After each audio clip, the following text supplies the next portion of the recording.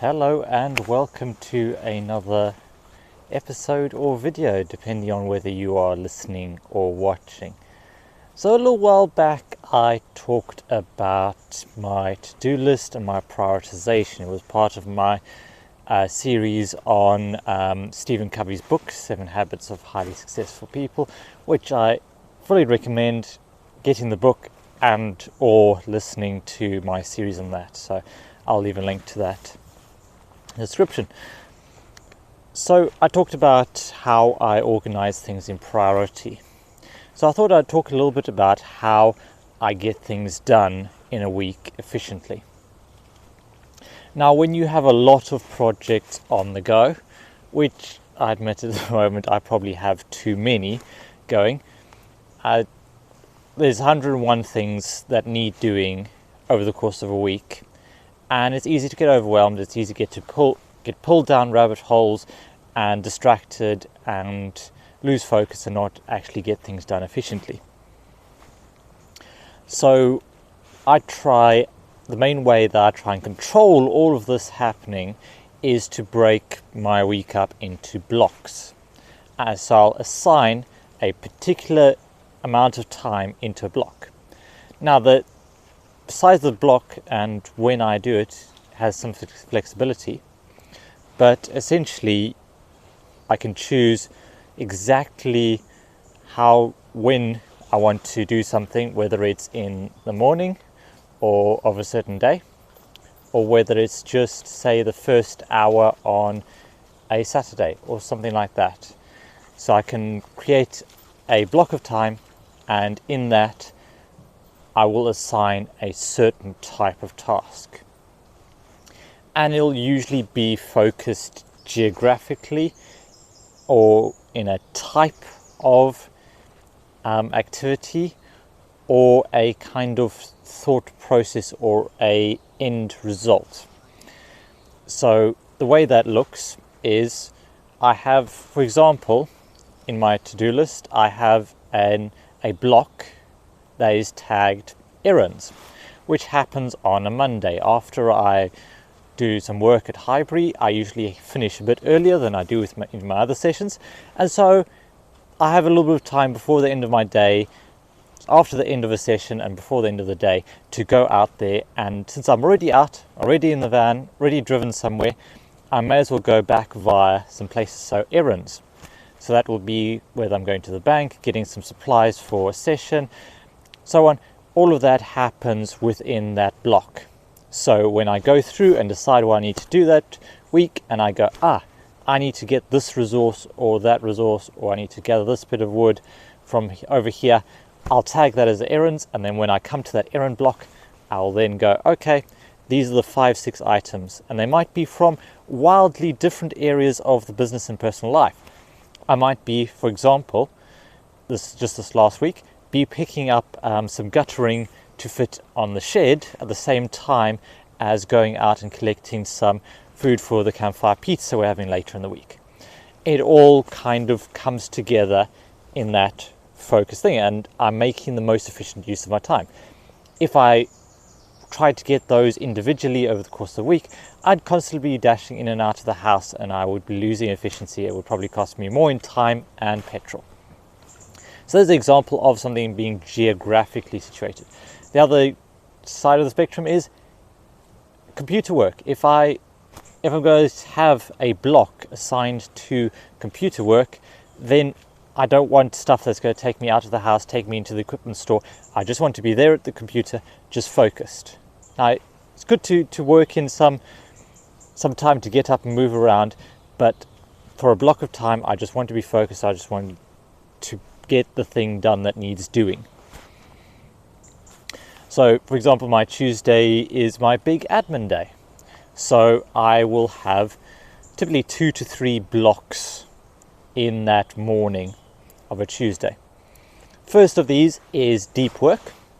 This is based on a book, Cal Newport, I think. Correct me if I'm wrong. Essentially talking about when you bring out your highest and effort and also work at your highest potential. This is deep work. This is most of the thinking stuff. And this category includes things that, like when I'm designing a new course or event, and I'm just sitting down with a piece of paper and I'm just focusing and just drawing out ideas, developing systems and structures. It's a lot of heavy mental effort, but so I schedule that for the first thing on a Tuesday morning. So when I'm still fresh, I've woken up, I'm sorted, I'm ready for the day, I get stuck in that immediately. And then the rest of the morning is under a different category, which is business development, which might be more of the admin stuff. It might be, okay, let me get all of this. I've written the sales copy for this. Let me just get it uploaded onto Bookwhen. Let me pull in and design some posters for this. And then I'm also diving into comms. So comms is a separate block, which kind of sits in that as well. And that'll just be me going through my emails, going through Facebook groups. Everything is replied to, making sure I keep the ball rolling on everything. And I might have a to-do list item that says contact the IOL about something, and then I will go ahead and I'll write that email there and then in that comms section. And that means I'm only looking at my emails in that small block, which I talked about again in communications hierarchy video. It's trying to block out those times so that you're not always, so that when I'm not when I'm in the middle of deep work, when I'm designing, when I'm writing policies for the new CIC, and I need to focus, and then I get that bling from my phone or my computer or whatever, and that just pulls me out of it. And even though it might only take me 5 minutes to go and reply to that, studies have shown that distraction, that task shift will affect me for the next 20 minutes or half an hour after that. So I'm not performing at my best. I'm not being focused. I'm being pulled another way, then pulled back, and there will be a cost to doing that in terms of mental energy and mental focus. So, as I said, I'm trying to bulk those up and make them as compact as possible. And that means that I know that I'm there at my computer. I have all of the resources and books on the wall next to me. I have all of the files and folders in the filing cabinet over there. So I don't need to move anywhere. I can get everything done here, and I can be focused, and I can be focused for this amount of time. Go, okay, 2.5 hours, focus. Then I'm going to get up, make myself some coffee, go out for a walk, which is what I'm doing now. This is a break on my Tuesday morning, and go and film a video, grab some resources, whatever I need to do, just get some fresh air, movement. And then when I come back, there might be a bit more business development, or I might go straight into my equipment block, which is getting things prepared for sessions, tidying, cleaning. All of the stuff that needs to happen for outdoor sessions happens in an equipment block.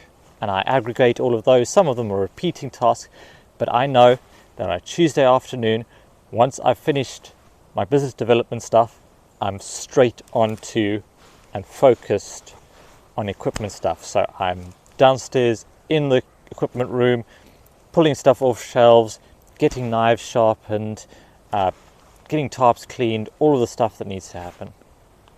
Then I know that when I'm scheduling to-do list items, I will either be scheduling it for a Tuesday afternoon or a Thursday afternoon, because those are my two equipment prep days where I get things ready for sessions.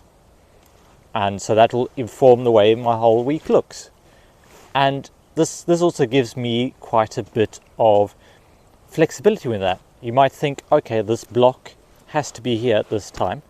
No, it's just a convenient block. I can go, okay, I've arranged to meet someone on a Thursday afternoon, so that means the equipment won't happen on that day, but turns out if I have Friday off, I'll just pull the block in the calendar and move it to a different day. And it'll be as simple as that. And then I know immediately at the start of that day, anything that is equipment related can be pushed to the Friday, and I'll get it done then. It means that I have blocks that I can move easily, but still they just sit there in the calendar and I know what I'm doing when I'm doing it, and it organizes everything after that.